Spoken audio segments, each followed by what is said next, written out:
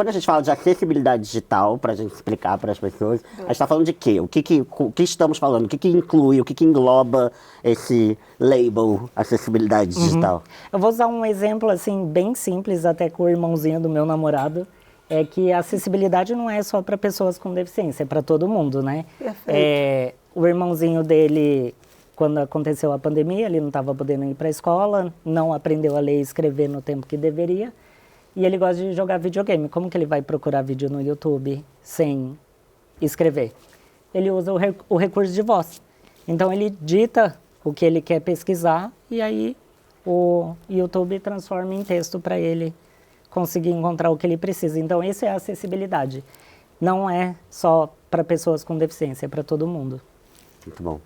Não, agora você falando isso, a gente até discutiu aqui com a Natália Santos, veio aqui, que tem deficiência visual, ela estava falando, outro dia eu estava com uma amiga minha, a gente chegou no restaurante, ela falou, eu odeio esse negócio de QR Code, cardápio de QR Code.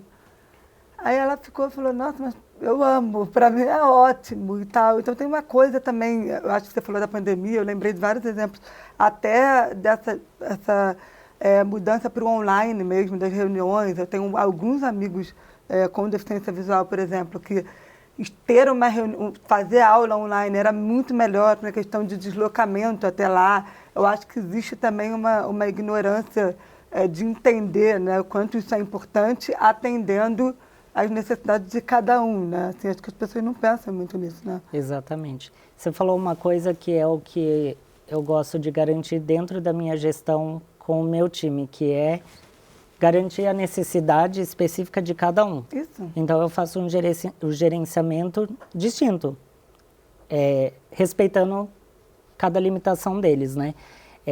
Eu posso falar abertamente porque dentro do Google a gente é incentivado a estar em contato com a comunidade externa, né? Então, as 4 pessoas do meu time também participam de podcast, demonstrações, palestras e tudo mais. E o Leonardo Espínola, ele tem um olho e baixa visão no outro olho. E eu até contei para ele que eu tinha pensado nesse exemplo e ele deu autorização para falar. Ele tem dificuldade para abrir conta num banco digital, porque o reconhecimento facial não considerou que uma pessoa poderia ter um olho. Então, eu tenho história ele disso ali também. fica barrado. Tem história disso também, se eu puder te interromper rapidinho. Pode, à vontade. Mas 2 vezes já passei por situações, uma vez nos Estados Unidos, outra vez na Alemanha, em que as pessoas não sabiam o que fazer comigo porque eu não tinha 2 digitais, uma da mão direita e uma da mão esquerda. De eu achar que eu ia ser deportada com 15 anos de idade, de ir para uma salinha onde eu não sabia o que eu ia fazer. Então eu fiquei muito nervosa, fui separada do pessoal, era minha primeira viagem. E na Alemanha, eles não sabiam o que fazer, então, 6, 7 pessoas entraram na sala para ir atrás do computador da mulher que estava lá vendo meu negócio, e eles falando em alemão, olhando para mim, como se eu fosse, sei lá, um alien, e ninguém abriu a boca para falar comigo, sabe? E ela sabia que eu não falava alemão, então eles estavam falando de mim o tempo todo sem eu poder entender. Eu saí de lá chorando, me acabando, e fazia muito tempo que eu não passava por isso. Isso faz pouco tempo, faz, sei lá, 3 anos, e fazia muito tempo que eu não passava por uma situação dessa. Então, muitas vezes softwares não são acessíveis, não pensam que existem pessoas que é um pouquinho diferente de qualquer coisa, né? Então, esse negócio de reconhecimento facial, realmente, eu nunca tinha pensado nisso. Também Exatamente. E tem até o exemplo do aeroporto. Eu, por utilizar a cadeira de rodas, a revista sempre é mais dura comigo. Porque eles entendem que pode ter alguma coisa escondida na cadeira de rodas. Isso quando não quebram as cadeiras de rodas, exatamente. né? Eu já perdi esses freio manual e, para você conseguir contatar empresas aéreas, vai meses. Eu estava voltando dos Estados Unidos, acho que em 2016 ou 2017. Eles já tinham passado tudo na revista, eu fiquei para trás, porque ficaram um tempão me revistando. E aí você se sente péssimo, sabe? Você começa a se sentir como você é o grande problema do negócio. Por mais que você saiba que você não Exatamente. é horrível, é horrível. São situações que você que causam uns gatilhos, assim, Muito. Não importa o quanto você está bem resolvido, não importa o quanto você sabe que aquilo é capacitismo, ou o que quer que seja, dá um gatilho muito grande. Acho que a palavra é essa, é gatilho, assim, porque a gente é acostumado a ser visto como um problema, né? E você fica o tempo todo, mas sou eu, mas sou eu. Aí você começa a tentar driblar isso, né? No nosso caso aqui, muito de não aparecer, como você falou, de usar muito a passabilidade para isso. Só que chega uma hora que não tem para onde correr, né? Assim, aquilo vem e é isso. E as pessoas não sabem lidar. Eu vivi muito isso, assim. Eu queria perguntar para a Mari, na sua época, assim, quando você começou a falar sobre isso, não tinha muita referência do assunto.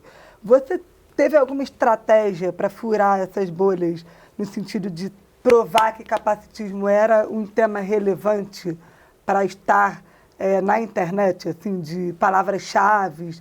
Teve alguma estratégia? Sim, eu fiquei completamente maluca sobre o YouTube. E é por causa disso que hoje eu trabalho no YouTube, eu tenho certeza disso. Então eu estudava muito como as pessoas faziam a thumb, como elas pensavam no título, como que eu ia trazer e fazer deficiência ser um assunto sexy, ou engraçado, ou de certa forma, sei lá. Então eu lembro que um dos vídeos meus que mais viralizou foi assim... eu fazendo coisas com uma mão só. Hoje em dia não é o tipo de conteúdo que eu gosto, mas foi um tipo de conteúdo que eu achei pra sair da bolha, sabe? Então, tipo, coisas que os meus amigos viam eu fazendo e ficavam, cara, como você faz isso? Eu não faço isso. Então foi assim, mais ou menos, que eu fui pegando. E eu sempre tentei trazer um pouco de humor, sabe? Eu sempre tentei trazer um pouco do meu jeito, de falar sem um roteiro, mas sim falar o que estava na minha cabeça, tentar trazer curiosidades, assim, deficiente transa, deficiente isso, porque em 2016 ninguém falava dessas coisas, não tinha nada sobre o assunto, então eu tinha um oceano azul ali pra desfrutar. Então, toda vez eu pensava assim, eu vi que a Maíra Medeiros faz vídeo sobre 5 perguntas que as pessoas fazem pra tal. Então, eu ia atrás da Maíra Medeiros. Oi, Maíra, eu sou a Mariana, mando e-mail, mando no Instagram, comento nos vídeos dela. Então, eu ficava assim, todo mundo que eu queria fazer collab, todo mundo que eu achava que podia me dar alguma visibilidade, todo mundo que eu achava que tinha um fit, eu ficava em cima, tentando fazer ali com que as pessoas encontrassem e conhecessem mais e escutassem realmente mais sobre esse assunto, porque foi uma época da internet que estava todo mundo começando a falar de comunidade. Então tinha muita gente falando de como que é ser gay, como que é ser preto, e não tinha ninguém falando de deficiência. Então eu queria que as pessoas começassem a entender o que era, e eu queria muito formar uma comunidade, porque eu não aguentava mais ficar sozinha. Sabe, eu não aguentava mais falar sozinha, só com a câmera. Eu também queria formar essa comunidade onde as pessoas pudessem comentar, sabe? E a gente ir também evoluindo no assunto. Capacitismo foi uma coisa que acho que é o meu vídeo sobre capacitismo provavelmente é o primeiro falar de capacitismo no YouTube do Brasil. E pra mim foi uma coisa assim que eu aprendi também, pesquisando sobre o assunto. E quando eu ouvi falar a palavra capacitismo, eu falei, cara, é isso, tem nome. Sabe? E aí fui juntando vários exemplos. Teve uma discussão no Twitter de um pessoal PCD, então a Fatine, tinha um monte de gente lá falando sobre o que é ser PCD. Eu fui juntando, entendendo e tentando trazer cada vez mais. Então também aquelas listas, né? 5 famosos, tudo que era tipo trend, eu fui tentando adaptar pro meu mundo.